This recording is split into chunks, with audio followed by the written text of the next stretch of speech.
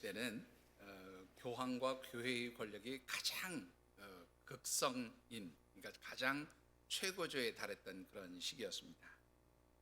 특히 이제 교황 이노센트 3세 때가 가장 최고조였다고 하고요. 또 그 뒤를 이었던 이노센트 4세 때도 역시 이 교황의 권위는 참으로, 교회의 힘은 참으로 극대화되었던 그런 시기 중에 한때였습니다.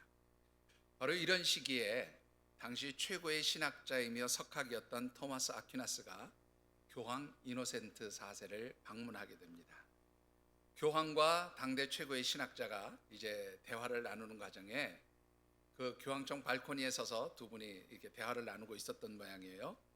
그런데 마침 그때에 이 교황청 마당으로 그 이제 저녁에서 이 교황청으로 들어오는 헌금들이 이제 그 마차에 실려서 들어오고 있었어요.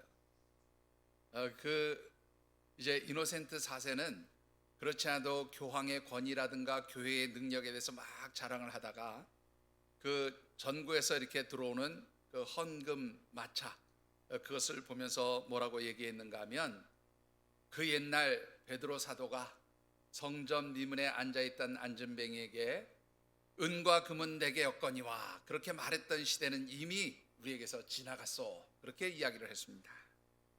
그러자 그 석학이며 대신학자였던 토마스 아퀴나스가 이렇게 대꾸를 합니다. 그러기 때문에 이제 일어나 걸으라, 그렇게 말하며 하나님의 기적을 나타내던 시대도 사라져버리고 말았습니다. 그렇게 말을 했답니다. 여러분들, 무엇을 의미하는 이야기일까요? 참으로 교회가 세상에서 가장 큰 힘과 능력이라고 생각되어지는 돈의 힘을 의지하게 될 때 결국 하나님의 능력이 사라지게 되었음을 의미하는 말이라고 생각을 합니다. 그렇습니다. 교회뿐만 아니라 하나님께서 택하신 하나님의 자녀들의 삶의 자리에서도 역시 마찬가지입니다. 우리 하나님의 백성, 하나님의 자녀들이 세상 사람들이 그토록 중요하게 생각하는 세상적인 능력이나 혹은 세상 사람들이 그토록 소중히 여기는 돈의 힘을 의지하게 될 때에 하나님의 백성들에게는 어떤 하나님의 능력과 힘도 나타나지 않게 되어진다라고 하는 것입니다. 새봄이 시작되어지는 이 절기, 우리가 함께 묵상하는 말씀의 주제는 데스티니라고 하는 단어를 가지고 말씀을 묵상하고 있습니다. 이 데스티니라는 말은 영어로 얘기하면 내 힘으로 바꿀 수 없는 어떤 운명적인 것을 나타낼 때에 데스티니, 운명이라 그렇게 이야기를 합니다. 그러나 우리 하나님의 백성들에게는 기독교적 신앙의 관점에서 보면 데스티니라는 말은, 우리 운명이라는 말은 하나님의 백성들에게 존재하지 않습니다. 하나님의 백성들에게 오히려 이 데스티니는 각 사람을 향한, 또 각 사람을 위한 하나님의 준비하고 계획해 두신 위대한 섭리를 의미하는 단어라, 그렇게 말씀을 드릴 수가 있습니다. 그래서 3월 우리 첫 번째 주일부터 시작해서 오늘까지 우리 4주간에 걸쳐서 묵상하는 말씀의 주제가 데스티니입니다. 자, 이 데스티니 말씀의 주제를 같이 다시 한번 읽어 보실까요? 데스티니, 나를 위한 하나님의 꿈이 있음을 믿으라. 예, 한 번 더 말씀 읽어보시죠. 데스티니, 나를 위한 하나님의 꿈이 있음을 믿으라. 예, 이 자리에 앉아 계신 우리 모든 하나님의 자녀, 하나님의 백성들에게는 각 사람을 통해서 이루시고자 하는 하나님의 위대한 계획과 섭리들이 준비되어 있다는 관점에서 우리가 말씀을 묵상하고 있습니다. 그래서 지난 첫 번째 주일에 드렸던 말씀은 특별히 하나님께서 택하시고 또 하나님께서 그 각 사람을 향해 예정하시고 계획하심이 준비되어 있는 사람들은 하나님의 특별한 존재이며, 또한 이러한 하나님의 특별한 계획 속에 있는 하나님의 백성들은 하늘의 신령한 복을 받은 존재라고 그렇게 말씀을 드렸습니다. 두 번째 주일에 드렸던 말씀은 현재 내 삶의 모습이 어떠할지라도 내 삶의 주인이 되시는 하나님과 만남이 시작되어질 때, 즉 하나님과 맞대면에 있게 될 때에 나를 위해서 준비하시고 계획해 두신 그 하나님의 놀라운 섭리와 계획들, 하나님의 데스티니가 시작되어진다는 말씀도 드렸습니다. 지난주일 세 번째로 드렸던 말씀은 나를 위한 하나님의 위대한 계획 곧 나의 데스티니는 내게 있는 영적 장애물을 넘어설 때에 성취되고 이루어질 수 있다는 말씀도 드렸습니다. 오늘 마지막 네 번째로 드리고 싶은 말씀은 하나님께서 우리 각 사람을 위하여 준비해 두신 데스티니는 나와 함께 하시는 하나님의 능력과 도우심이 있을 때에 성취될 수 있다는 말씀을 드리고 싶습니다. 오늘 우리에게 주신 하나님의 말씀은 특별히 하나님께서 모세를 부르시는 장면이 기록되어진 말씀입니다. 주신 말씀을 묵상하는 가운데 하나님의 능력과 도우심으로 자신의 데스티니를 아름답게 이루어 가시는 우리 귀한 믿음의 식구들이 되어지시기를 주님의 이름으로 축원합니다. 자, 오늘 주신 말씀을 통해서 우리가 먼저 묵상해 보고 싶은 것은 하나님께서 우리 각 사람 한 사람을 위해서 준비하고 계획해 두신 그 데스티니가 이루어지지 못하고 실패하게 되는 이유가 무엇일까라는 것입니다. 그것은 하나님의 도우심과 능력이 아닌 나의 힘과 나의 능력으로 데스티니를 이루려고 할 때는 반드시 실패하게 된다는 말씀을 드리고 싶습니다. 오늘 주신 말씀 가운데 9절과 10절의 말씀을 우리 같이 한번 받들어 읽어보겠습니다. 이제 가라. 이스라엘 자손의 부르짖음이 내게 달하고 애굽 사람이 그들을 괴롭히는 학대도 내가 보았으니 이제 내가 너를 바로에게 보내어 너에게 내 백성 이스라엘 자손을 애굽에서 인도하여 내게 하리라. 자, 오늘 이 두 절의 말씀을 보면요, 하나님께서 택하시고 부르신 모세를 통해서 이루시고자 하는 데스티니가 무엇인지를 아주 분명하게 말씀해주고 있음을 보게 됩니다. 자, 모세의 데스티니가 무엇이었을까요? 그것은 바로 애굽 땅에서 400여 년 동안 종살이를 하면서 고통을 당하는 이스라엘 백성들을 구원해내는 것, 이것이 바로 모세를 통해서 이루시고자 하는 하나님의 계획, 하나님의 데스티니였다, 그렇게 말씀을 드릴 수가 있습니다. 자, 그런데요, 하나님께서 모세를 통해서 너를 통해서 내 백성 이스라엘을 구원하시겠다, 이렇게 모세의 데스티니를 선포하는 그 자리에서 모세가 아주 떨떠름한 반응을 보입니다. 자, 어떤 반응을 보이고 있습니까? 여러분들 11절 말씀을 같이 한번 봉독해 보실까요? 모세가 하나님께 아뢰되 내가 누구이게 바로에게 가며 이스라엘 자손을 애굽에서 인도하여 내리이까. 자, 여러분들 어떻게 생각하세요? 모세가 자기 자신이 누구인지 몰라서 하나님 내가 누구입니까? 라고 물어보는 걸까요? 이것은 사실 반어법적인 표현이에요.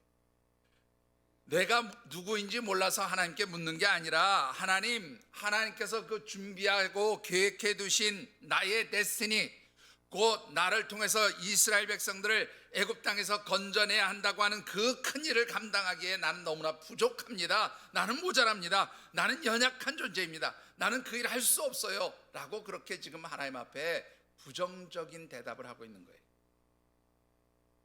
자, 그러면서 모세는요, 자신이 하나님께서 자신을 통해서 이루시고자 준비하고 계획해 두신 데스티니를 이룰 수 없는 이유를 아주 분명하게 밝히고 있는데요, 출애굽기 4장 10절의 말씀도 같이 한번 받들어 읽어보겠습니다. 출애굽기 4장 10절입니다. 모세가 여호와께 아뢰되 오 주여 나는 본래 말을 잘 하지 못하는 자니이다. 주께서 주의 종에게 명령하신 후에도 역시 그러하니 나는 입이 뻣뻣하고 혀가 둔한 자니이다. 자, 자신을 쓰시겠다고 하는 하나님 앞에 모세가 뭐라고 했는가? 하나님, 아이고, 저는요 말을 잘 못합니다. 저 말주변 없어요. 하나님이 나를 주의 종으로 부르실지라도 나는 역시 입이 뻣뻣하고 혀가 둔한 그런 말주변 없는 존재입니다 라고 그렇게 자기가 애굽 왕 바로에게 갈 수 없는 이유를 이야기하고 있지요. 그런데 여러분들 어떻게 생각하십니까? 정말로 이 모세가 말주변도 없고 무능력하고 그렇게 아무것도 할 수 없는 그런 사람이었을까요? 여러분들 사도행전 7장 22절의 말씀을 한번 같이 받들어 읽어보겠습니다. 모세가 애굽 사람의 모든 지혜를 배워 그의 말과 하는 일들이 능하더라. 모세가 뭐에 능했다고요? 예? 말과 그가 하는 행사, 그가 하는 모든 일들이 다 어떻게 해요? 능력이 있었다, 그렇게 말하고 있어요. 여러분들 이 모세는요, 당대의 최고의 학문과 지혜와 기술을 가진 애굽의 왕자로서 그 애굽의 모든 발달된 학문을 배웠던 사람이에요. 여러분들 이 모세가 살던 시대에 바로 지금도 존재하고 있는 그 피라미드가 세워진 시대입니다. 여러분들 이 피라미드 가보신 분도 계실 거고 못 가본 분도 계시겠지만 그 돌 하나하나가 엄청난 크기입니다. 그 옛날에 그 기원전 몇천 년 전에 그 큰 돌덩어리를 어떻게 그렇게 차곡차곡 그렇게 쌓아서 그 큰 피라미드를 만들었을까? 요즘 과학으로도 불가사의한 일이다 그렇게 말하잖아요. 여러분들 이렇게 요즘의 과학으로도 불가능하다고 생각되어지는 그 시대에 애굽이 가지고 있었던 모든 학문과 지식과 지혜를 다 배웠기 때문에 왕자의 교육을 받았기 때문에 최고의 엘리트 교육을 받은 거예요. 그래서 그가 말하는 것은 능력이 있었고 그가 하는 모든 일들도 역시 능력이 있었다 그렇게 말하고 있는 것이죠. 그런데 모세는 뭐라고 얘기합니까? 그렇게 뛰어난 말주변과 능력을 가지고 있었던 그 모세가 하나님 나는 무기력합니다. 하나님 나는 무능한 존재입니다. 하나님 나는 말도 잘하지 못하는 아주 어리석은 자입니다. 그렇게 자기 자신이 아무것도 아니라고 항변을 하고 있다는 것이죠. 왜 그랬을까요? 왜 모세는 그토록 많은 능력과 힘과 말주변도 있는데 왜 그렇게 자기 자신이 아무것도 할 수 없는 존재라고 그렇게 무기력하게 자신에 대해서 이야기하고 있느냐라는 겁니다. 그 이유는 분명합니다. 인간적인 방법으로 자신의 데스티니를 이루려다가 실패한 그것으로 인해서 자신감을 잃어버렸기 때문이죠. 여러분들 사도행전 7장 23절로부터 25절까지 말씀 한번 읽어보실까요? 나이가 40이 되매 그 형제 이스라엘 자손을 돌볼 생각이 나더니 한 사람이 원통한 일 당함을 보고 보호하여 압제받는 자를 위하여 원수를 갚아 애국 사람을 쳐 죽이니라. 그는 그의 형제들이 하나님께서 자기의 손을 통하여 구원해 주시는 것을 깨달으리라고 생각하였으나 그들이 깨닫지 못하였더라. 자, 여러분들 이 말씀 잘 보시죠. 모세가 40이 되었을 때입니다. 아마 애굽의 모든 학문과 지식과 지혜를 다 배워서 이제는 어쩌면 졸업장 받은 모든 공부가 다 끝난 그런 상태였을 것 같아요. 그렇게 자신이 배울 것 다 배우고 40세가 되었을 때에 비로소 그는 자신의 동족인 이스라엘 백성들을 돌보고 싶은 마음이 생겨나기 시작했습니다. 그러나 어느 날 길을 가다가 이스라엘 백성 하나가 애굽의 관원에 의해서 아주 고통을 당하고 학대를 당하는 모습을 보면서 그를 보호해 주겠다고 하는 그 생각으로 인해서 애굽 사람을 죽이고 맙니다. 그런데요, 모세는 자신이 비록 이 애굽 사람을 죽였지만 그 자신의 모습을 본 이스라엘 백성들은 하나님께서 모세를 통하여서 이스라엘 백성들을 구원해 주시게 될 것을 알고 깨닫게 될 것이라고 그렇게 믿었어요. 오늘 이 말씀 보니까. 그런데 모세가 생각한 대로 됐습니까? 이스라엘 백성들은 그것을 알지 못했다, 깨닫지 못했다 그렇게 말씀하고 있습니다. 자, 여러분들 어떻게 생각하십니까? 오늘 이 말씀을 보면요, 모세는 자신의 데스티니가 무엇인지를 분명히 알고 있었어요. 왜? 25절에 분명히 그랬잖아요. 자신을 통해서 하나님께서 이스라엘 백성들을 구원하게 되실 줄을 이스라엘 백성들도 알게 될 것이다. 그 말은 자기만 아는 게 아니라 이스라엘 백성들도 알게 될 것이다 라고 생각했다는 거잖아요. 그러니까 모세는 자신의 데스티니가 무엇인지 분명히 알았어요. 자, 어떻게 해서 모세는 자기의 데스티니를 알고 있었을까요? 출애굽기 2장 2절의 말씀을 보면 모세의 어머니 요게벳이 모세가 태어났을 때에 그가 잘생긴 것을 보고 그를 3개월 동안 숨겨서 기르게 되어집니다. 그런데 이 잘생긴 걸 보았다라는 말이 히브리어 원문에 보면 터브라고 하는 단어를 쓰는데 이 의미는 어떤 뜻인가 하면 하나님께서 그를 통해서 이루시고자 하는 일들을 그의 어머니가 알았다 그런 뜻이에요. 다른 말로 표현하면 모세의 어머니가 모세의 데스티니가 무엇인지를 이미 아는 거예요.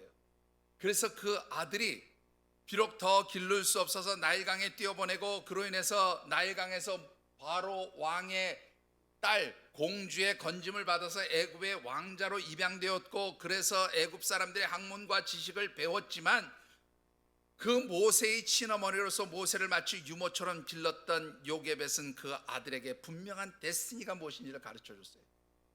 하나님 너를 통해서 이스라엘 백성들을 구원하기 원하신다. 하나님 너를 통해서 이스라엘 백성들을 건져내실 것이다. 이런 데스티니를 분명히 그 어머니가 아들 모세에게 가르쳐 주었던 것으로 우리가 볼 수 있어요.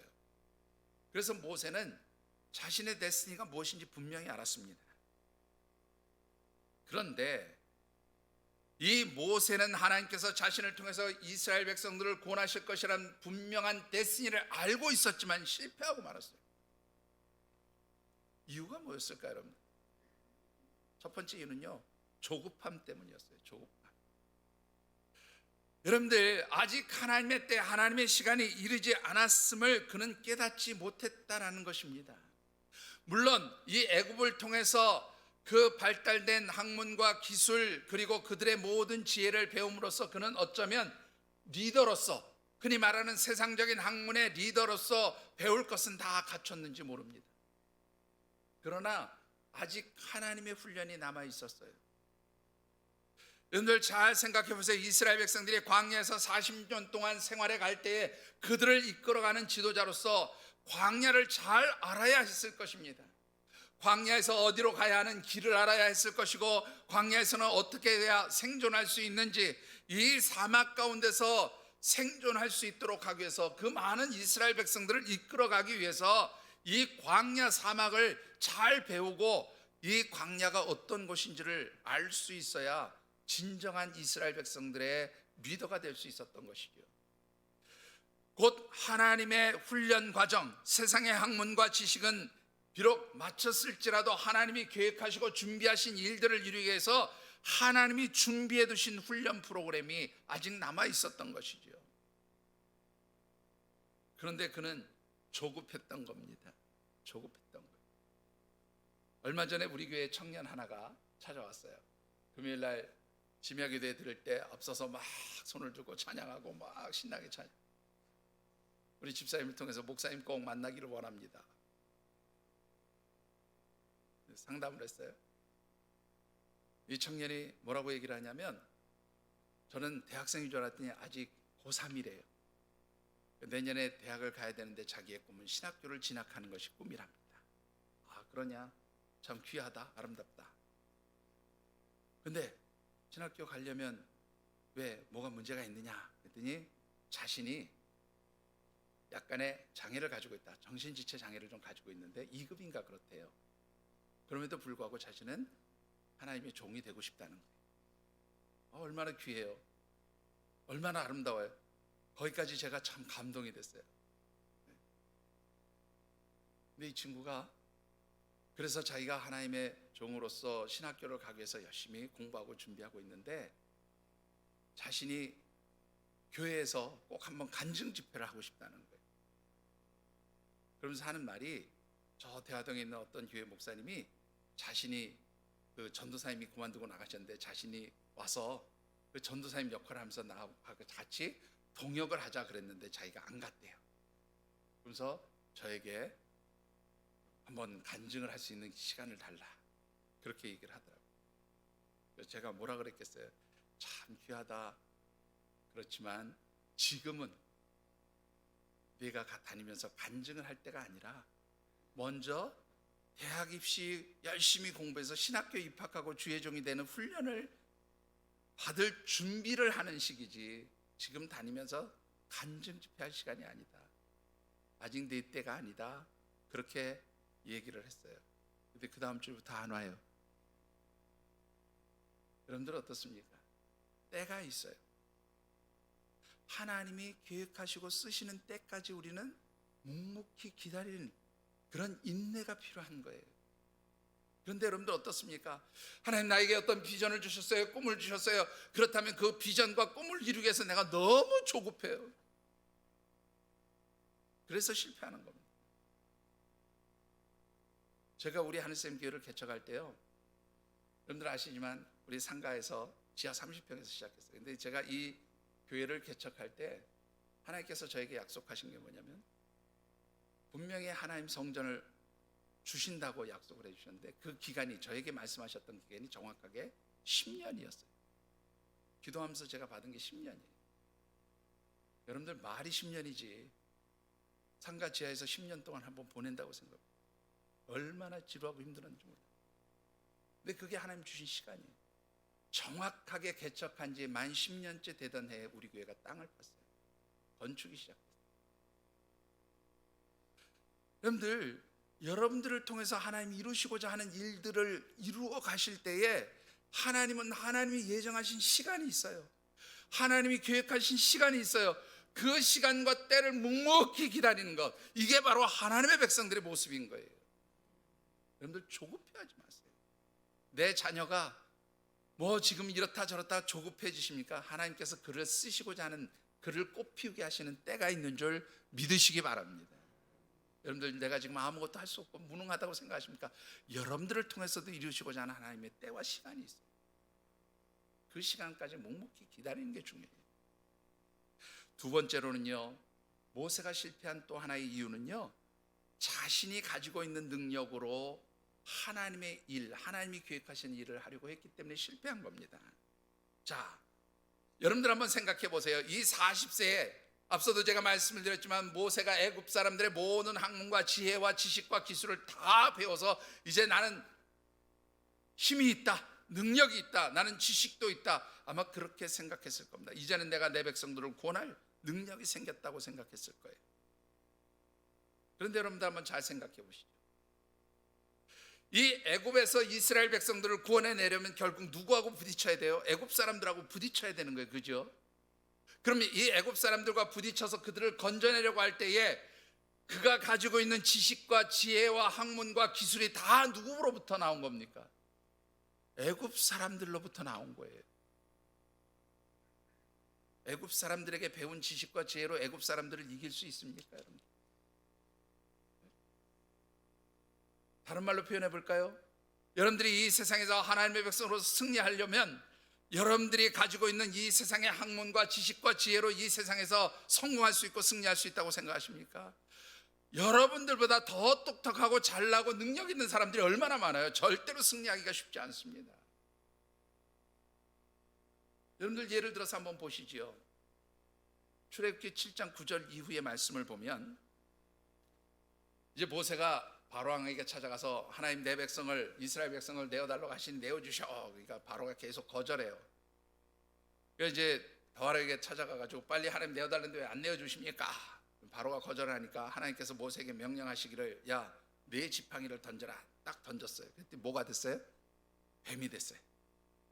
그것을 딱 본 애굽의 요술사들이 자기들도 뭐 했어요? 지팡이를 다 던졌어요. 그랬더니 역시 뭐가 됐어요? 네? 모르세요? 애굽의 요술사들이 던진 것도 다 뱀이 됐어요. 그러면 여러분들 한번 생각해 보십시다. 성경에는 분명히 모세의 지팡이로 변한, 모세의 지팡이가 변한 그 뱀이 애굽의 요술사들의 지팡이로서 변화된 그 뱀들을 다 삼켜버렸다, 잡아먹었다, 그런 말이에요. 네? 누구의 능력 때문에 가능한 일일까요? 하나님의 능력이었어요. 모세의 능력이 아니에요. 하나님의 능력이에요.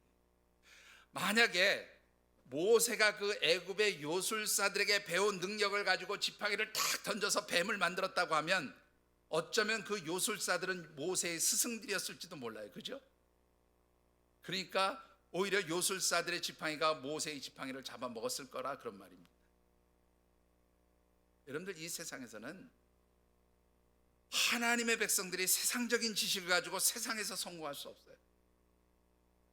하나님의 백성들이 이 세상에서 성공하고 하나님의 백성으로서 하나님의 데스티니를 이루어가기 위해서는 누구의 힘을 덧입어야 돼요? 하나님의 능력을 하나님이 도우시는 힘을 덧입어야 돼요. 여러분들, 하나님의 능력과 도우심으로 나의 데스티니가 이루어진다는 바로 그 사실을 잊지 않게 되기를 주님의 이름으로 축원합니다. 나의 능력으로 할 때는 실패하고 말입니다. 자, 그렇다면 이 하나님의 도우시는 능력과 그 힘을 어떻게 우리가 덧입을 수 있을까요? 어떻게 그 힘을 얻을 수 있을까요? 어떻게 그 힘을 받아서 우리가 우리의 데스티니를 이루어갈 수 있을까라는 겁니다.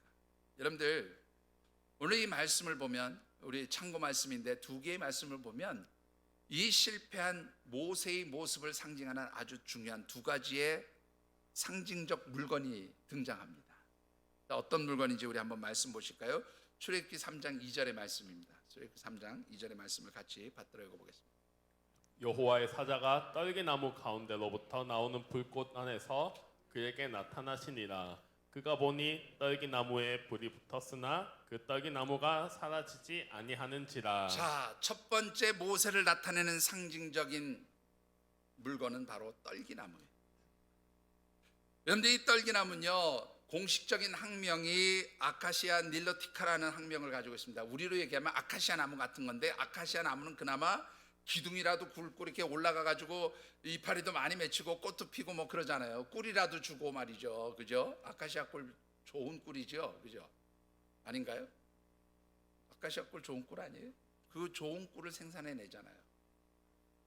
그런데 이 성경에 나오는 떨기 나무는요, 아주 거칠고 메마른 땅에서 자라는 볼품없는 나무입니다. 여러분들 키는 한 2, 3m 정도 자라지만 물이 부족한 환경으로 인해서 그 밑둥부터 시작해서 줄기들이 막 뻗어 나와 가지고요, 나무라기보다는 그 뭐라 그래요? 장로님, 이렇게 나무로 올라가는 거 말고 이렇게 옆으로 퍼지는 거를 관목이라 그러나요? 일종의 그런 거예요. 우리 사진 한번 보여주실까요? 자, 떨기나무 사진 한번 보여주세요. 예, 지금 여러분들이 보시기에 왼쪽에 있는 것은 바로 그 모세가 있었던 그 광야, 그곳에 지금 나와 있는 그 떨기나무 작은 거고요.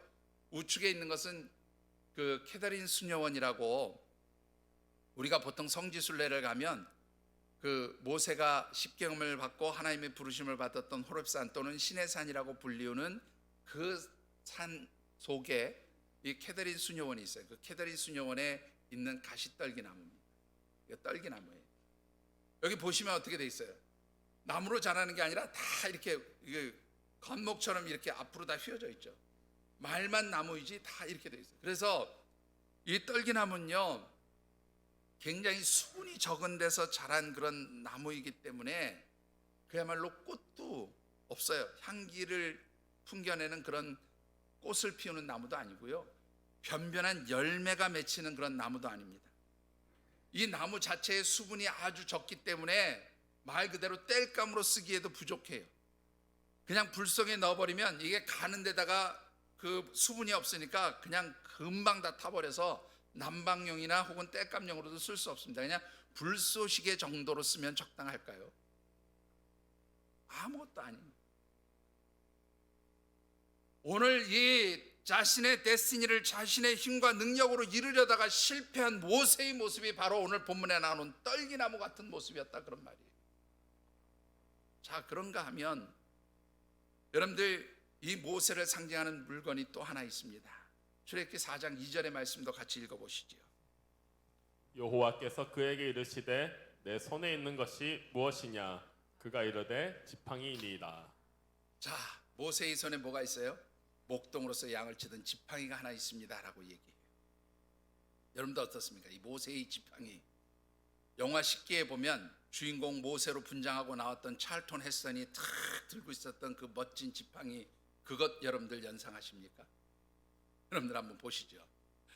이게 터키에 가면 터카프라고 하는 박물관이 있어요. 옛날 궁전이었습니다. 왕궁이었는데 그게 지금은 박물관으로 돼 있어요. 가보신 분은 뭐 아시겠지만, 이게 가보면요, 한 1m나 될까요? 1m 한 50쯤 될까요? 별로 그렇게 크지 않아요. 한 요 정도 됩니다. 요 정도. 제가 직접 봤어요. 만져볼 수는 없지만. 그리고 굵기는 보통 우리 엄지손가락 정도 되는 굵기예요. 거기에다 뭐라고 썼냐면 모세의 지팡이 그렇게 써놨는데, 진짜 모세의 지팡이였는지 아니었는지는 그건 아무도 몰라요. 단지 이 지팡이의 모습이 당시 모세가 살던 시대의 목동들이 사용했던 지팡이예요. 이 지팡이 역시 광야에 쓰는 그 마른 막대기 같은 그런 나무 하나 꺾어다가 그냥 양칠 때 이렇게 하는 그런 거지, 무슨 우리 고전에 나오는 산신령이 들고 있는 것 같은 그런 막대기, 그런 지팡이, 뭐 쉽게 나오는 찰톤 헤스턴이 들었던 그런 지팡이가 아니었다 그 말이에요. 한마디로 마른 막대기, 보잘것없는 그냥 막대기예요. 그런 지팡이예요. 이것이 또한 모세를 상징하는 물건이었다 그런 말이에요. 미디안 광야에서 목동 노릇을 하는 그 모세의 모습은 광야의 떨기나무처럼 그 손에 들려진 목동의 그 마른 막대기 지팡이처럼 아무것도 아닌 존재였어요. 무능력한, 무기력한 존재였어요. 그런 모세를 하나님께서 부르셨다는 겁니다. 그러면서 뭐라고 말씀하십니까? 여러분들 오늘 본문 중에서 15절을 먼저 한번 읽어보겠습니다. 15절입니다. 하나님이 또 모세에게 이르시되 너는 이스라엘 자손에게 이같이 이르기를 너희 조상의 하나님 여호와 곧 아브라함의 하나님 이삭의 하나님 야곱의 하나님께서 나를 너희에게 보내셨다 하라. 예, 여기까지만 읽죠. 하나님께서 뭐라고 말씀합니까? 내가 너를 보냈다. 내가 너를 보냈다. 12절에는 뭐라고 말씀하시는가요? 12절도 한번 읽어보시죠. 하나님이 이르시되 내가 반드시 너와 함께 있으리라. 내가 그 백성을 애굽에서 인도하여 낸 후에 너희가 이 산에서 하나님을 섬기리니 이것이 내가 너를 보낸 증거니라. 내가 너를 보냈다. 그 다음에 하신 말씀이 내가 너와 반드시 함께하리라. 나를 보내신 이가 하나님이십니다. 그리고 그 하나님께서 나를 통해서 이루시고자 하는 그 일은 나와 함께 하시는 하나님의 능력으로 이루어지는 것입니다라는 것을 분명히 밝히고 있는 거예요. 여러분들, 오늘 장로님 기도 가운데도 있었지만 나의 나된 것이 나의 능력이 아니에요. 하나님의 은혜인 줄 믿으시기 바랍니다. 여러분들, 오늘 이 세상에서 우리가 하나님의 백성으로서 하나님 내게 주신 그 데스티니를 이루어가는 가장 좋은 방법이 무엇입니까? 나를 보내시고 나와 함께 하시는 하나님께서 나와 동행해 주시는 거예요. 하나님께서 나와 동행해 주실 때에 우리는 그 하나님의 능력과 도우심을 받을 수 있는 것이지요. 그럴 때에 여러분들, 그 떨기나무와 같은 아무것도 아닌 불쏘시개조차로 쓸 수 없는 그 나의 연약함이 하나님의 능력에 임재하신 가운데 있을 때 뭐가 돼요? 기적이 되는 거예요. 가시 떨기나무에 불이 붙었지만 타지 아니하는 고로 모세가 이것이 웬 특별한 현상이냐고 찾아보잖아요. 바로 떨기나무와 같은 존재이지만 하나님의 능력에 임재하심의 역사가 있을 때에 나는 더 이상 무능력하고 불쏘시개도 못한 존재가 아니라 뭐가 돼요? 이적의 주인공, 능력의 주인공이 되어지는 줄 믿으시기 바랍니다. 뿐만 아니라 마른 막대기 지팡이와 같은 그 모세가 하나님의 능력의 손에 붙들리게 되었을 때에 바로 그 마른 막대기를 가지고 어떻게 해요? 수많은 능력과 이적을 행합니다. 이 마른 막대기 같은 지팡이지만 하나님 능력의 손에 붙들리게 되었을 때 그 지팡이로 애굽에서 하나님 살아 역사하시는 그 능력들을 나타내 보였을 뿐만 아니라 이스라엘 백성들을 이끌고 나오는 그 순간 뒤를 쫓는 애굽의 바로의 군대 앞에서 홍해를 가르며 이스라엘 백성들을 안전하게 구원해내는 그 놀라운 기적의 역사를 나타내 보였다라는 것입니다. 사랑하는 성도 여러분, 하나님께서 우리를 보내시고 우리를 통해서 이루시고자 하는 하나님의 데스티니를 완성해 가시기 위해서 하나님은 우리와 함께 하시는 줄 믿으시기 바랍니다. 우리를 보내신 하나님께서 우리에게 능력도 힘도 주시는 줄 믿습니다. 중요한 것은 그 하나님 주신 힘과 능력을 우리가 덧입기 위해서, 그 힘을 얻기 위해서 어떻게 해야 하느냐라는 거예요. 출애굽기 4장 3절과 4절의 말씀을 같이 한번 읽어보시죠. 출애굽기 4장 3절 4절입니다. 여호와께서 이르시되 그것을 땅에 던지라 하시매 곧 땅에 던지니 그것이 뱀이 된지라. 모세가 뱀 앞에서 피하매 여호와께서 모세에게 이르시되 내 손을 내밀어 그 꼬리를 잡으라. 그가 손을 내밀어 그것을 잡으니 그의 손에서 지팡이가 된지라. 여러분들 뱀 좋아하세요? 뱀 좋아하는 사람 있어요? 혹시 뱀탕 뭐 좋아하셔서 정력에 좋다니까 좋아하시는 분이 혹시 계실까요? 제가 보니까 뱀 좋아하시는 분들 거의 없더라고요. 근데 여러분들, 이 뱀을 다루는 사람들을 보면 뱀을 잡을 때 어디를 잡아야 돼요? 꼬리 잡아요? 뱀 잡을 때 안 잡고 꼬리 잡으면 딱 물려요. 특히 독사 같은 거 꼬리를 잡았다가 물리면 어떻게 해요? 예? 아듀예요, 아듀. 굿바이. 세상과 끝이에요. 빨리 병원을 안 옮기면, 그죠? 특히 저 열대에 있는 코브라 같은 그런 아주 그 독성이 강한 뱀들에게 물리면 병원에 옮기기도 전에 죽을 수도 있어요. 그죠? 근데 하나님이 어디를 잡으래요? 꼬리를 잡으래요. 왜요? 왜 머리가 아닌 꼬리를 잡게 하십니까? 순종이에요. 나 믿고 순종하라 이 말. 그런데 하나님의 능력을 덧입는 방법은 순종하는 거예요. 하나님 말씀에 순종하는 거예요. 하나님의 계획하심을 믿고 하나님 뜻에 순종하는 거예요. 그럴 때 하나님의 능력의 역사가 나타나요. 여러분들, 하나님 나를 위해서 아무리 위대한 계획을 가지고 있을지라도 내가 순종하지 않으면, 하나님 믿지 않으면 그 계획은 성취될 수가 없는 것이죠.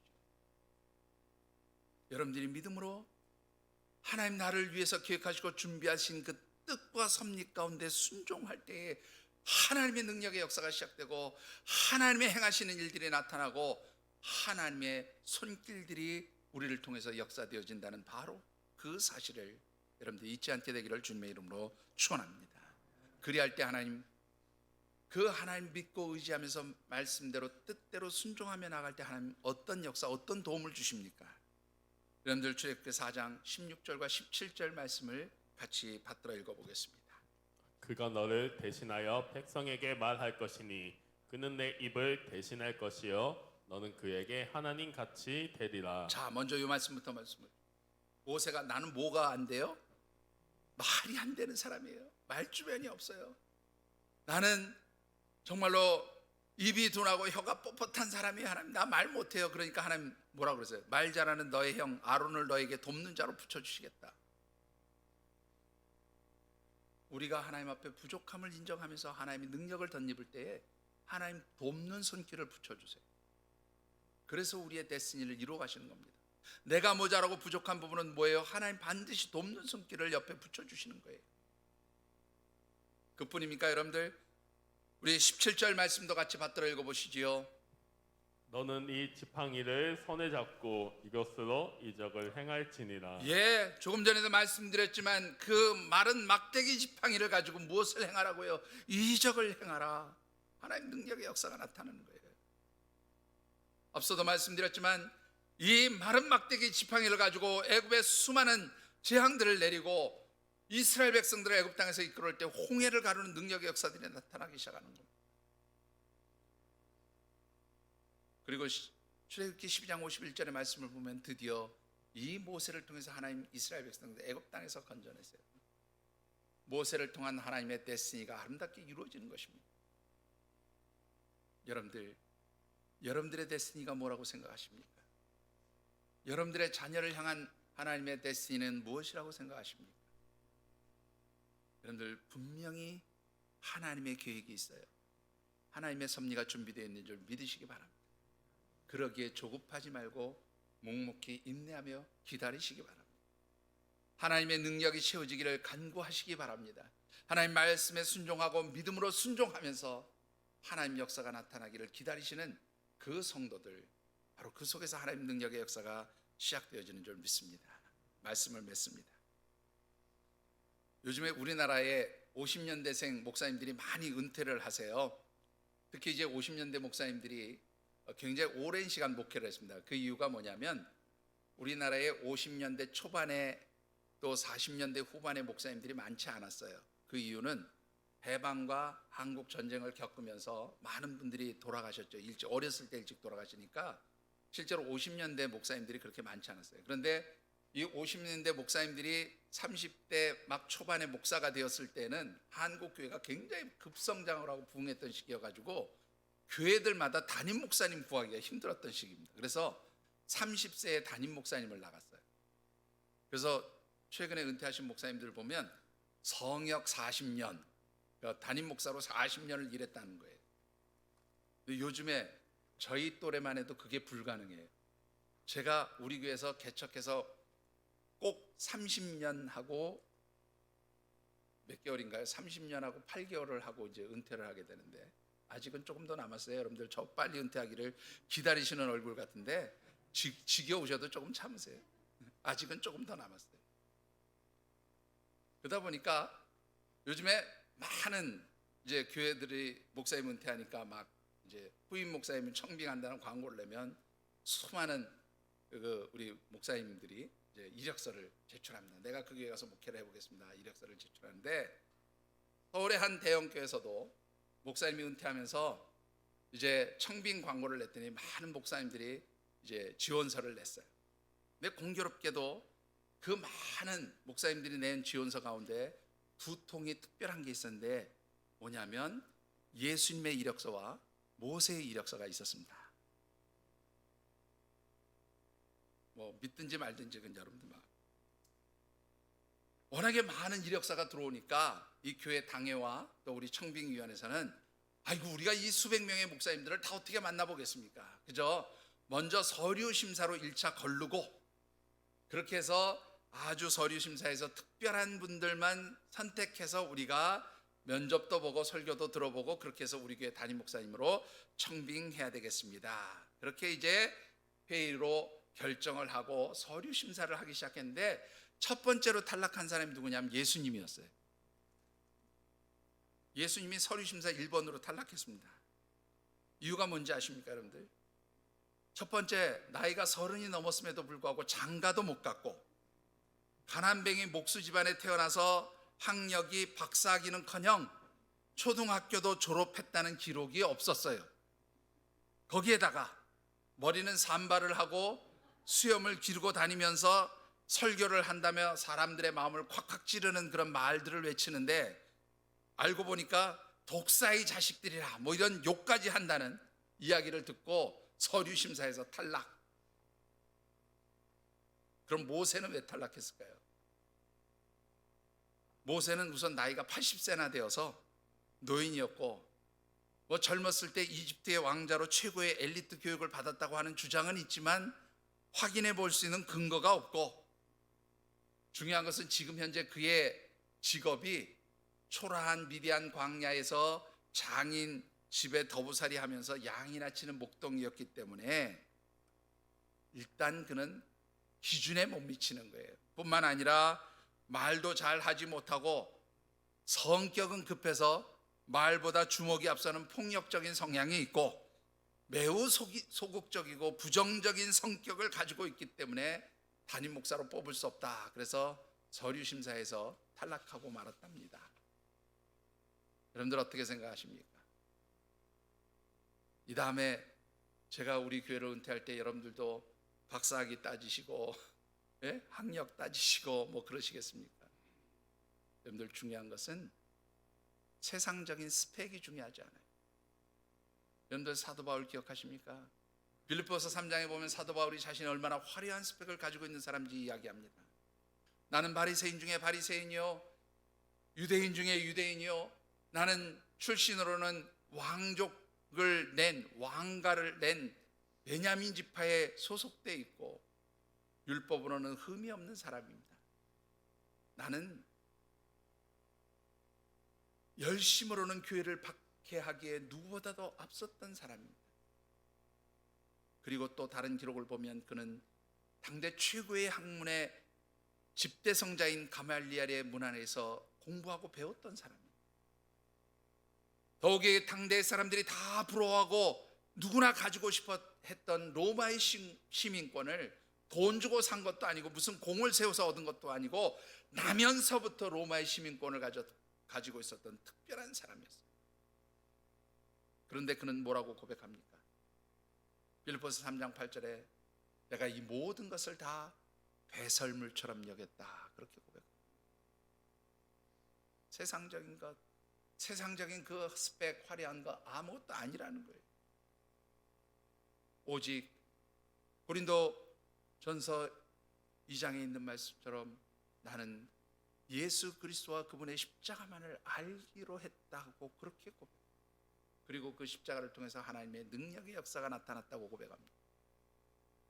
사랑하는 성도 여러분, 오늘 저와 여러분들이 하나님께서 우리를 향하여 이루시고자 하는 그 아름다운 데스티니를 어떻게 이루어 가실지 깊이 생각해 보시면서 여러분들의 삶이 하나님 앞에 드려지게 되기를 주님의 이름으로 축원합니다.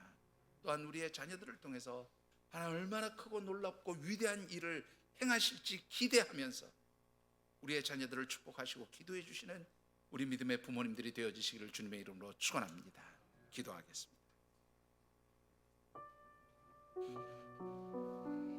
우리 주신 언약의 말씀을 붙들고 각자 결단하고 기도하는 시간 같습니다. 하나님,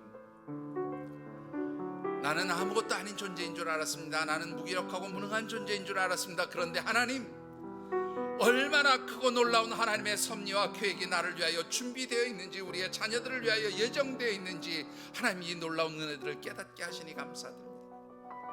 나를 보내신 이가 하나님이시고 나와 함께 하시는 이가 하나님이심을 깨달아 알았습니다. 하나님, 그 하나님의 능력의 역사심이 이제 우리와 함께 할 수 있도록 하나님, 저희들에게 믿음 주시고 순종할 수 있게 하여 주시옵소서. 하나님의 도우심과 은혜를 간구할 수 있는 저희들이 되도록 역사하여 주시옵소서. 그리할 때 하나님, 나를 통하여 우리의 자녀들을 통하여 하나님의 위대한 데스티니, 그 섭리와 계획이 이루어질 수 있도록 하나님 축복하여 주시옵소서. 이 시간 각자 느끼고 깨달은 대로 결단하며 기도하는 시간 같습니다. 사랑의 아버지 하나님, 하나님의 은혜 역사하소서.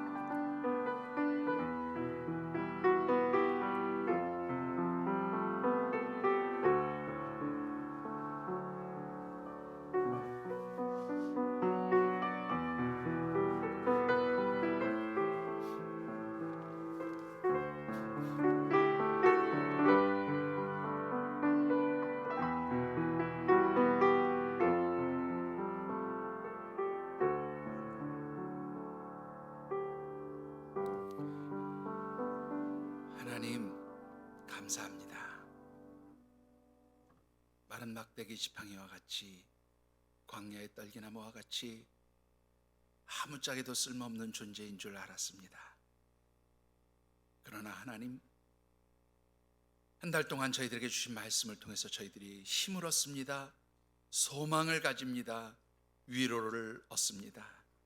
하나님, 우리와 우리의 자녀들을 통하여 하나님 이루시고자 하는 위대한 하나님의 데스티니, 하나님의 계획과 섭리가 준비되어 있음을 깨닫게 하셨사오니 이제는 하나님 조급함을 버리고 하나님 도우시는 능력을 힘입어서 우리를 통하여 이루시고자 하는 하나님의 그 위대한 일들이 나타날 수 있도록 하나님, 저희들이 믿음으로 순종하며 하나님의 보내심을 받은 자리로 나아가게 하여 주시옵소서. 하나님, 저희들의 힘과 능력이 아닌 하나님의 도우심을 간구합니다. 하나님, 세상에서 귀하게 여기는 스펙과 능력이 아닌 하나님의 도우시는 능력을 힘입기를 원합니다. 하나님, 저희들을 붙들어 주시고 채워 주셔서 하나님 위대하신 그 데스티니의 아름다운 섭리와 계획들이 열매로 나타나도록 축복하여 주시옵소서. 우리의 자녀들을 축복하여 주시옵소서. 하나님 도우시기를 간절히 소원하오며 이제는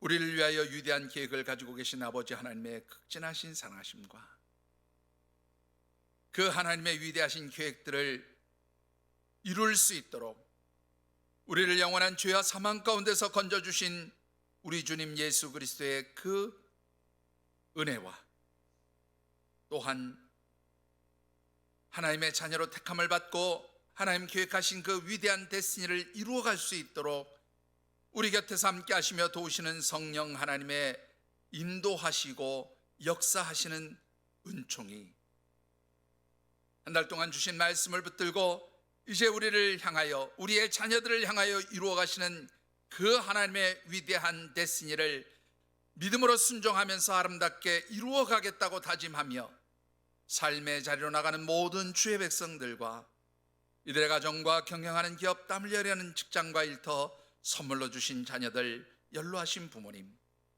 이 나라와 민족 세우신 주의 성전들, 주께서 비록 앞두고 세우신 이 하늘샘 재단과 우리 교회가 꿈꾸고 소망하는 여러 가지 사역 비전들 위에 또한 하나님의 백성들이 한 주간도 살아가는 모든 삶의 자리와 발걸음 위에 무엇보다도 코로나 바이러스로 인하여 신음하며 고통 가운데 하나님의 회복의 은총을 간구하며 기도하는 모든 하나님의 백성들과 그 삶의 자리 위에 이제로부터 영원토록 함께 하시기를 간절히 축원하여지이다.